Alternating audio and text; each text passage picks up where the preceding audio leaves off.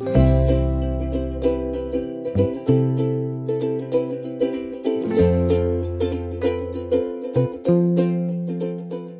বগুড়ার মধ্যে এরকম ঘোরাফেরার জন্য এরকম জায়গাও নাই, তো হয়েছে, ভালো হয়েছে।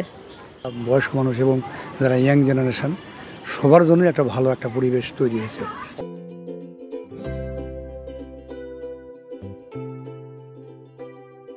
ফিরতে শুরু করেছে বগুড়ায় করতোয়া নদীর হারানো সৌন্দর্য। সেই সাথে শহরবাসীর বিনোদনের অন্যতম স্থান হিসেবে যুক্ত হয়েছে জেলা প্রশাসক কার্যালয় সংলগ্ন করতোয়া পার। বিকেলে পরিবার ও প্রিয়জনের সাথে প্রাকৃতিক পরিবেশে সময় কাটানোর জন্য অনেকেই আসছেন এখানে। ভোরে এই স্থানটিতে শরীরচর্চা এবং হাঁটার জন্য ভিড় করেন স্বাস্থ্য সচেতন মানুষ। আমাদের একটা বিকেল এবং সকালে বিশেষ করে আমরা যারা বয়স্ক মানুষ এবং যারা ইয়াং জেনারেশন সবার জন্য একটা ভালো একটা পরিবেশ তৈরি হয়েছে। এটা যদি ভোরবেলা আসছে ওইসব প্রচুর লোকজন, বিশেষ করে আমাদের মতো অবসরপ্রাপ্ত যারা, তারাও তো আছি। এছাড়া মহিলা পুরুষ সবাই ফজর নামাজ পর থেকে 7টা 8টা পর্যন্ত প্রচুর লোকজন এদিক দিয়ে হাঁটা চলা করে। আমরা 4 বন্ধু এখানে একসাথে আসছি, আমরা মাঝে মাঝে এখানে ঘুরতে আসি, অনেক ভালো লাগে। আমাদের বগুড়ার মধ্যে এরকম ঘোরাফেরার জন্য এরকম জায়গাও নাই, তো হয়েছে, ভালো হয়েছে। আরও কাজ চলতেছে, আরও ভালো হবে।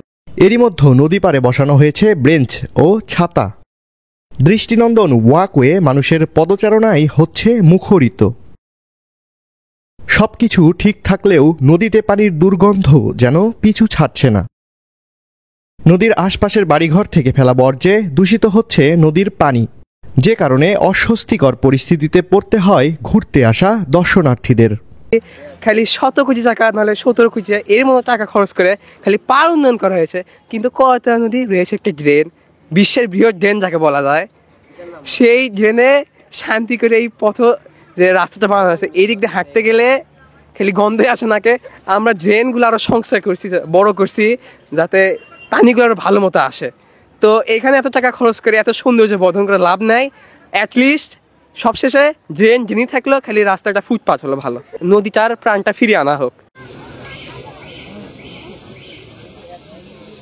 দিনের সৌন্দর্য যেন রাত হলেও বিলীন না হয়, এজন্য তীর ঘেঁষে বসানো হয়েছে সৌর বিদ্যুৎ চালিত লাইট।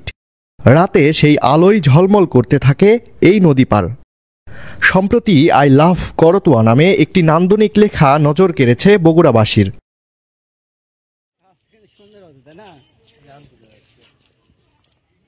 এটির সাথে অনেকেই সেলফি তুলে তা আপলোড করছেন সামাজিক যোগাযোগ মাধ্যমে। করতোয়া শুধু একটি নদী নয়, এটি বগুড়ার ইতিহাস ও সংস্কৃতির অংশ।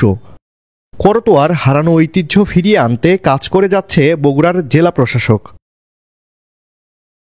শুধু ছবি তুলে নদীর প্রতি ভালোবাসার প্রকাশ নয়, নদীর সৌন্দর্য ধরে রাখতে সবাই পরিষ্কার পরিচ্ছন্ন রাখবে এই স্থান, এমনটাই প্রত্যাশা বগুড়াবাসীর। রাহেনুর ইসলাম, দৈনিক করতোয়া, বগুড়া।